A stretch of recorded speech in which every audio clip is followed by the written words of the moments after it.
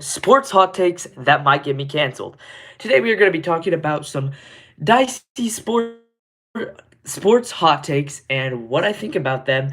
And yeah, we're just going to get straight into the first one. The first hot take, guys, is high school athletes care more than pros about their sports. And this one's pretty interesting because I think it goes two ways, and they're very much different, but it is well, I'll just go with my argument for why high schoolers care more about sports than pros because I think I have some pretty decent reasoning. Okay, first of all, high schoolers are fighting for more than pros. We are fighting for playing time. We are fighting for the ability to play on the field or on the track or on the basketball court, whatever it may be. We are fighting for an opportunity to play. Every single game, you are on the chopping block, and if you do not show up, you will get cut. In high school, it is very, very cutthroat. They only make the best of the best, and all sports are cutthroat, whatever you play, high school or pro. But high school is like the showing ground where every single day is a showcase, right? The next thing you're fighting for as a high school athlete is respect. Respect from your coaches and respect from your teammates. People argue that you this is the same thing that pros do, but it's not. It's just a little bit different. But in high school, you are battling for respect a lot. I've noticed a lot of politics in high school sports where there are favorites. There are kids who are going to get to play more because they have more respect and they are just in general more respected people, more respected players. Getting W's from Lando. Oh my, Joseph Lopez. He also said hi. What is up, Joseph Lopez? So you are battling for respect. The next is you are trying to figure out your identity in the sport, which could mean figuring out your position. That's one of the hardest things is learning a new sport and learning how to play that sport. When you are just going into a sport in high school, you are learning what you want to do, what you want to take as your career path because in the pros, it goes from surviving to basically this sport becomes your job. So in high school, it's literally defining who you are. But if you mess up on who you are, you don't get to play the position who you think you are. A personal example of this is I am a pitcher and I am not fast enough to pitch in high school. I only throw 72 miles per hour. Most sophomores in my league are throwing like 82 miles per hour, and so coaches won't pitch me on the mound because I'm not fast. So now I have to find this new identity of who I am. So I'm trying to learn outfield, infield, all these random positions of being thrown absolutely around. So now we're going to flip to the pro side of this. Why do pros not care as much as high school athletes, right? Pros don't care as much as high school athletes because they already made it to the top. So they think they're at the top, and most pros go to a maintaining standard instead of trying to progress and get extremely better.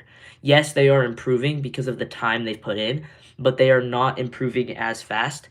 They are trying to maintain a position because maintaining your position is how you maintain your job. You're getting paid lots of money, so you are maintaining your job. You've already been paid as well. So when you make it to the pros, you've already been paid and you are maintaining. Another thing for pros is since they've already proved themselves, it's less like the biggest reason that high schoolers care more than pros is just that high schoolers are still trying to prove themselves while pros are not trying to prove themselves. Pros are trying to keep a position while high schoolers are trying to earn a position and earn a chance to play. And this goes with all sports. If you play high school football, you're trying to get on that team. You're trying to be the one who can be the quarterback. But in pro sports, you've already signed your contract and you are already playing with the team. So you're not going to get cut unless you do something crazy or if you perform very, very bad for an entire year. But in high school, if I mess up one game, I'm getting cut. So that's the first hot take, and that's a really interesting one. So with these hot takes, I want y'all to chat and comment down below what you guys think on these hot takes, and like if you like them or not, because I really want to like have more of a conversation instead of me just talking to the camera. You guys feel free to put your own sports hot takes in the chat as well, because I'm just gonna go over hot takes for 25 minutes of what hot takes I like and all that. I'm gonna try to put up a poll on the screen in a second. How do we do this? Oh yes, okay. The next hot take is football. Actually, I'm gonna type it first, and then y'all see. Football is all about. Are you guys ready for this one? All about genetics. Okay, football is all about genetics. We're gonna talk about this one. This one is, how do you even spell that, bro? Genetics. Ooga booga booga. Oh, I'm so bad at spelling sometimes. Booyah. Okay. Put that on the screen. Okie dokie, we started the poll. Okay, so I agree with everything you say. I have behind the scenes on what's going on with Americanized soccer. I don't like about in soccer how some pro soccer teams exploit soccer players for money, and the soccer players don't get paid. All the ad revenue goes to the team owner. Yeah, that is true. That is Americanized sports. We all do it for money nowadays. It's not like about the love of the game. It's not about trying to prove that you can do something hard anymore. It's just about how much money you're getting paid. And it's kind of a sad world to live in, but I'm going down the path as an athlete in high school, and I'm already starting to notice that sports, it's not just sports anymore. It's an industry, even in high school. If you're not playing the best, you will get cut. You won't be able to play because you're not the best. That's just how it works. It's really dumb, but that's the only way to entertain people. Okay, this one is football is more about genetics than skill. We're talking American football, okay? We're not talking soccer, we're talking American football. So, in my opinion, football is more about the cards you were being given than your actual skill. Any average person can catch a football, run a route, do that kind of thing, but you have to be built to play football. You have to be big. You have to be really strong, and you have to be big. You have to be tall. It's more about, were you born with the genetics to play? I feel like if I was taller, if I was 6 foot and I weighed 200 pounds, I could play football. There is a lot of skill to it because it is a sport. All sports require a lot of skills, but football is one of those sports that I feel like is just genetics make the sport. Like, genetics make or break the sport. Whereas baseball, you can play with any set of genetics. It can be a little harder if you're a pitcher or a first baseman in baseball to play that position, but it's not a sport where you have to. I cannot walk onto a high school football team right now and play because I will get broken by somebody who's 250 pounds trucking into me. And high school coaches will not pick me up because they see it as a liability that I would get broken. And same thing with basketball. Basketball is just about getting the genetic of being tall. Anybody can dribble around a basketball. Anybody can have ball handle skills. It's just a skill you learn, and it's not that difficult, but you do need to have the genetics to play basketball. Same thing with me. I was okay at basketball. I could dribble the ball, but I'm not 6'5", so I can't play basketball in high school. This is a massive hot take for me. I just think a lot of sports are literally just about genetics. If you don't get that set of cards dealt to you, you can't play them, and that really bugs me. I don't know why, but it's just something that makes me mad, and I wanted to bring it up. That's a hot take of mine. What do y'all think about that hot take? Do you guys think football is all about genetics, or does it have a skill set? Is it like really skilled, or is it just about genetics? Because I think most average people can catch a football running a route. Like, people do it all the time in middle school and through being a kid. You play football with all your friends, and all of them can do it. So I don't know. Hot take. I haven't played football though, so y'all can argue with me if you want. If you don't think that's if that's not a good hot take for y'all, then you can argue that one. I've been practicing for 7 years. You've been practicing football for 7 years? That is crazy. And now I'm good. Oh, okay. Yeah, so football's still a skill set thing, but most sports are a skill set thing. Like, if I wanted to be good at golf, I could go, if I practice golf for 7 years, I'll be good at it, right? But you can't be good at it if you're small because you'll get destroyed and bent up. That's my stance on football.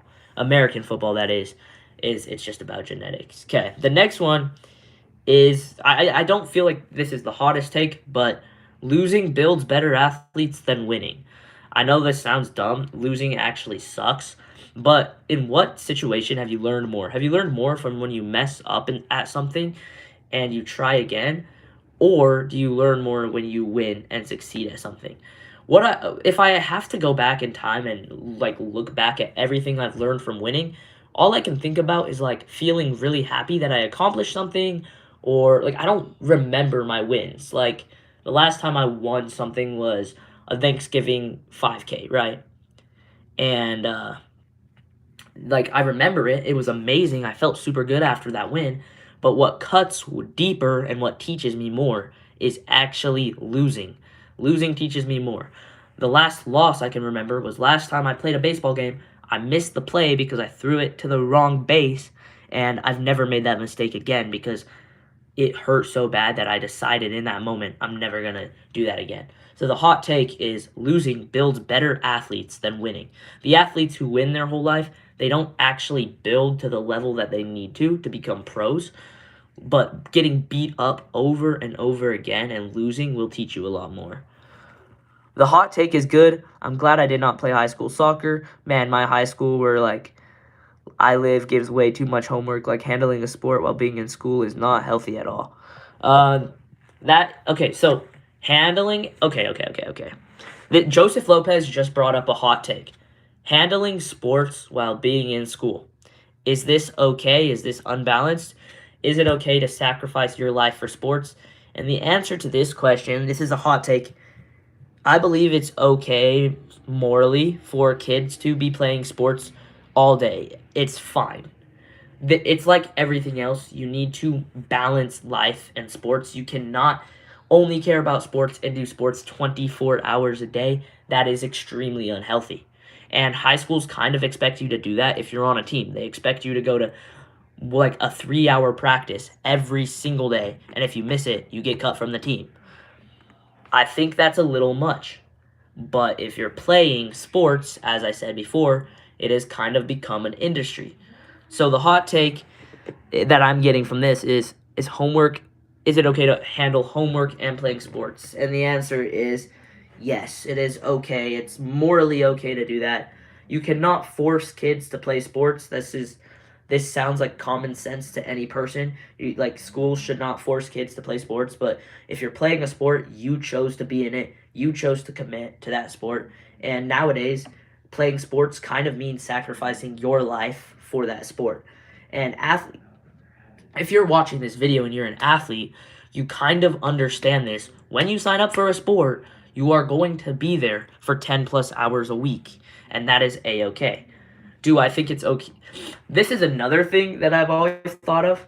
Should high school sports pay you to play them? Because we work just as hard as like the other people, and we spend as much time as pros do, but we don't get paid or anything for it. Is that okay? I think yes, that's okay as well, because we're not generating any income, but we do spend a lot more time working on sports sometimes than we have ability to like get a job, which is kind of unfortunate. Like I can't get a job because I'm playing sports. I don't have time for it. And that's actually another reason. That's another argument, right? And another reason that high schoolers care more about sports than pros. We literally drop getting a job. We drop learning how to drive a car. We drop hanging out with our friends to play sports. Pros in the MLB, they just do it for their job. They just get paid to do it. So they're fine to do that. It's pretty basic.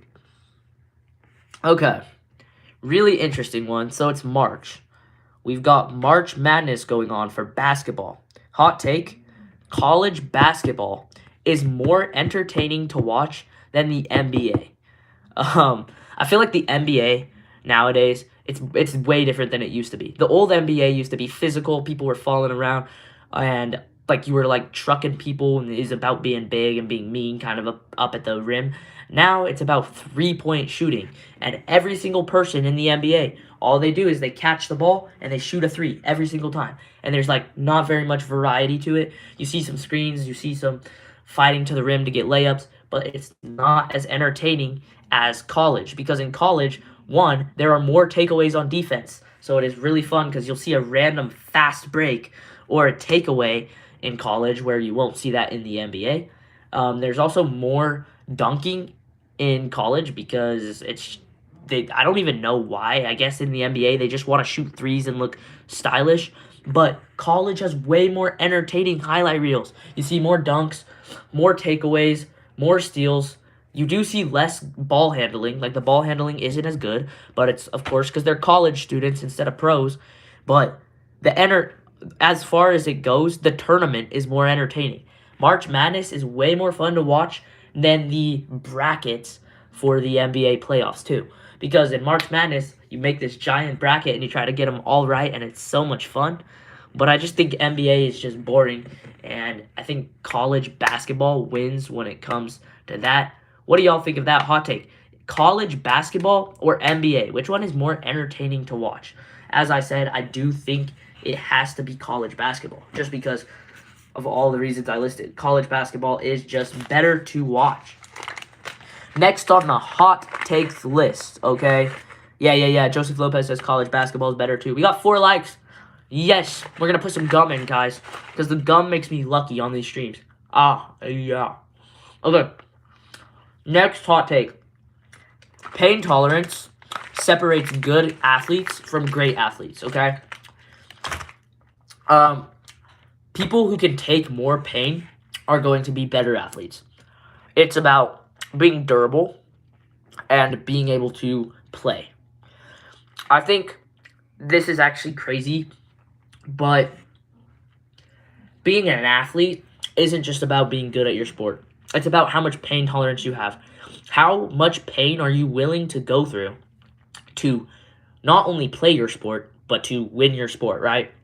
Great athletes are good. They have all the skills down.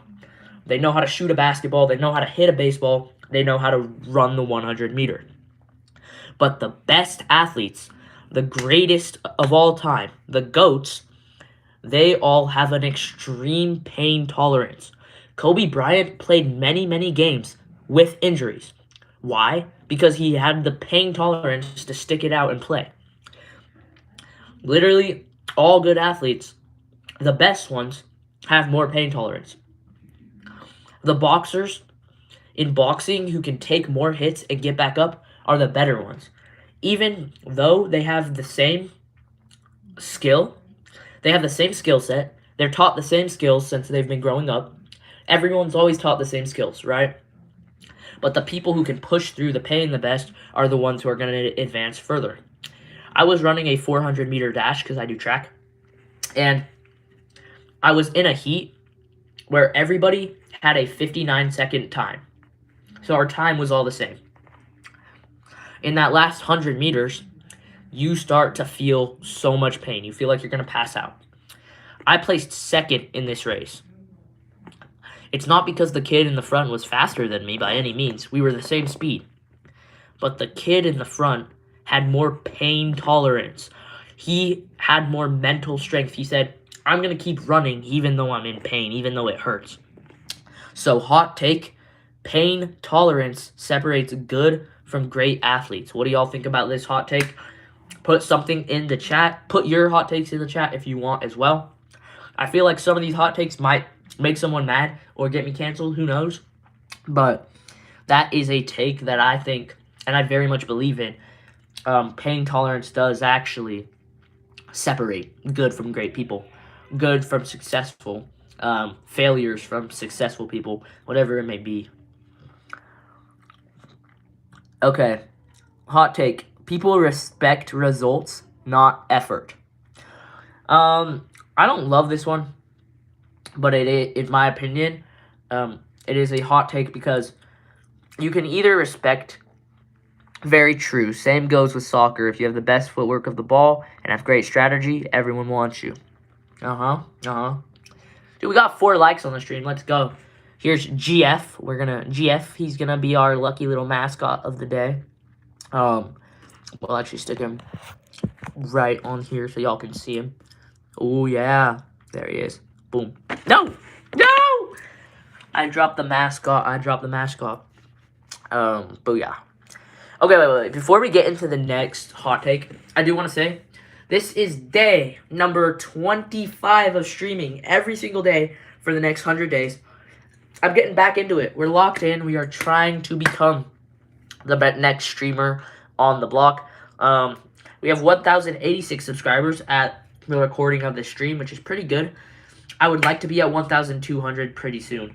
We hit 1 million views in total, concurrent views, a couple days ago. Absolutely amazing goal. Glad I hit that one. As I'm streaming, we're going to turn these into videos, each hot take. Okay, next hot take. People respect results, not effort, even if it's unfair. So results are what everybody's looking for. All the people who are watching you in your life, they are expecting results. They don't care about the effort. And it's kind of unfair because if they're making bad results, nobody's looking behind the curtain and seeing how much work you're putting in. They just say, nope, you didn't have good results. We're going to kick you to the side of the curb. Is this fair or is this not fair? Is it fair to only respect people for their results, or do you need to respect people based on their effort? What do you guys think is fair? Personally, this is a very hard one because there's two ways about it. Coaches want to see your results. They are spending time preparing you, getting you better, so that you show them results in your games. Because whatever coach gets the best results out of their team, that's the better coach. That's the coach that more people like. That's the person more people like, is if they get better results. But a lot of people don't actually respect you for the effort you put in. Some people are built differently. So I am very short, and I put in a lot of effort to compete with the guys who are taller than me. No one sees that, and nobody cares about that effort you put in. I think that's a little bit unfair. That effort is overseen by results. People really only care about results. I think it needs to be a little more skewed, in my opinion. It needs to be like a little more even, but it's hard because results are what run the world. If you have bad results, if you're not selling a lot of iPhones, right, and you're Apple, then you're failing because you're not selling a lot of iPhones. So I guess the world just sees it as results over effort, even if that's unfair. What are your guys' thoughts on this one? This one's like a little bit weird. It's more of a gray area, and this is one like where the chat needs to jump in and help me out because honestly, this one I just don't know, but I wanted to bring it up because I think it's interesting. And I was thinking about this the other day. I'm like, why could I get kicked off my team for not having perfect results when we are actually trying harder than 99% of the people to be better at this thing, you know? Kind of confusing. Small ball in baseball is dying. What do you think about this? Small ball in baseball is dying. So small ball is the strategy of baseball where you try to hit the ball where you want it to go, and you try to get base hits and advance your runners.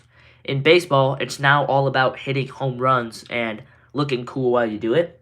And I think it's a mistake that small ball is going out. This is a hot take. Do you guys like small ball better or home run baseball?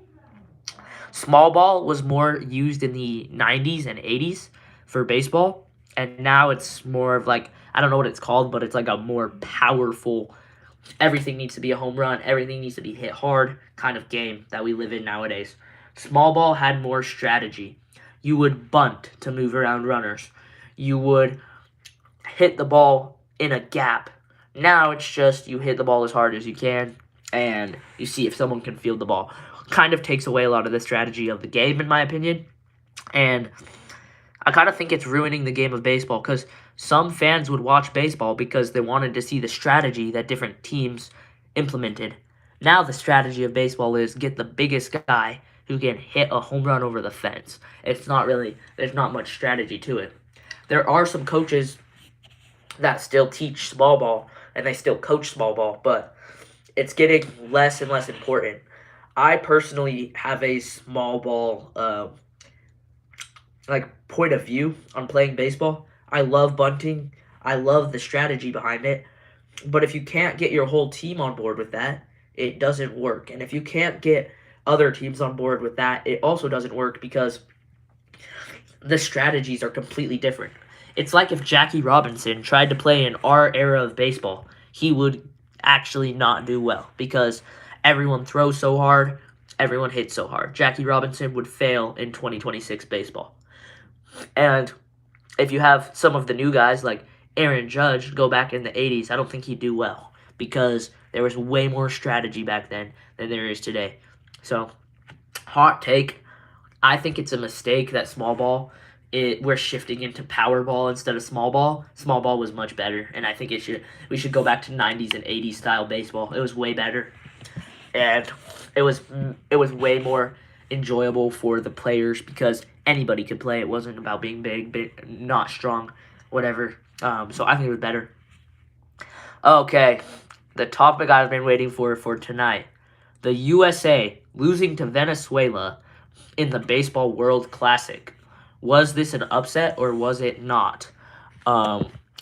Personally, it was a 2-3 game. Venezuela and the U.S. were playing each other. Venezuela actually had a bunch of non-pro players. They weren't in the MLB. They were just average people that Venezuela pulled from all over Venezuela. They had a bunch of pros. They actually had like 7, I think, pros. But the USA have all the pros because they're from the U.S. Baseball it was made specifically in the U.S., right? So Venezuela beating the U.S. is supposedly an upset. But I don't think it was because Venezuela played with a lot more heart than the United States did. Venezuela should not have won against the United States, I don't think. But it was a close game. If Venezuela played the U.S. again and they did a best of 7 games, I think Venezuela would win because they had better defense. Venezuela allowed less, they made less errors and they played more like a team. I think the U.S., I think their issue in baseball, like the tournament, was the U.S. played like an all-star team. So they thought they were going to win and they got a little bit cocky because the U.S. had the best players in the game. All of the best guys were stacked up on the United States team. But they didn't really play like a team. Like, they played like a bunch of guys just got together and started playing baseball. But I think Venezuela, because they were all scattered from different areas, the coaches really had to make them gel as a team. And so Venezuela, they just played with this more team aspect. And I wonder if this wasn't truly an upset. I think the USA lost to Venezuela fair and square. So it's not an upset. I think Venezuela deserved the win. A lot of people in the media say the U.S. should have destroyed Venezuela. What are your guys' thoughts on this? Did you guys watch the World Baseball Classic? Do you guys watch the World Baseball Classic? Do you guys think the United States should have lost to Venezuela in baseball? What do y'all think about this? Also, do you think if we had a rematch, Japan versus U.S., who would win, Japan against USA? I think if we got a rematch, Japan versus USA, I still think it would be the same thing. I think Japan would beat USA. USA just doesn't have enough pride in the game anymore. They just, like, the international teams are playing better because they want to win. They want it more. The U.S. is slacking off because we have the best players. This is what happens. This is how underdog stories are created.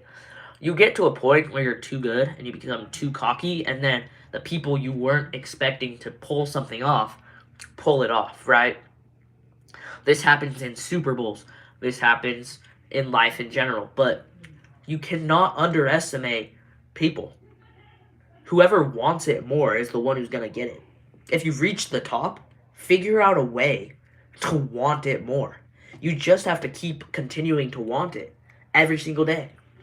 The people who get to the top and then they're like, oh, I'm at the top, I'm fine. Guess what happens? Person who's down here who wants it, they go, I'm climbing, I'm climbing, I'm climbing. They see you and then they're like, I'm getting out of here. I want it more. Life is about how much you want something. I want to be a streamer. So the way I'm going to become a streamer is streaming every day, being fun but also inspiring other people. If you want something, you literally have to figure out how to want it more than the other person. I learned that in soccer, that stamina is like a currency. So I learned real quick that being a forward is not really a wise position to play because of the overuse of stamina is like overusing money. in finance. I think your body and your physical health is your wealth later on in life. I believe that money is a great asset and it's a very important thing that everyone should know how to use and everyone should know how to control. Money should not control you. Every average person, every person on these videos, every person in the world should be able to use money as a tool and control money. But at the end of the day, physical health and relationships that you have with other people, that's your currency. It's not just your currency isn't how much money you have, how much fame you have. Your currency is how many people you're friends with, who you choose to be as a person. And as you get older, it becomes how do I feel physically? How is my body going to keep moving forward through this life? Because at one point or another, you just get old and, life gets a little harder. So I would say physical health is one of your biggest assets in life. I think it is the biggest asset in life. That's at least what I see right now as a high schooler. And I know maybe that could change as I get older and stuff, but who knows? We got 3 viewers on. Thank you so much for being here, y'all. I can't even believe we're at 3 viewers. It's absolutely insane. Del says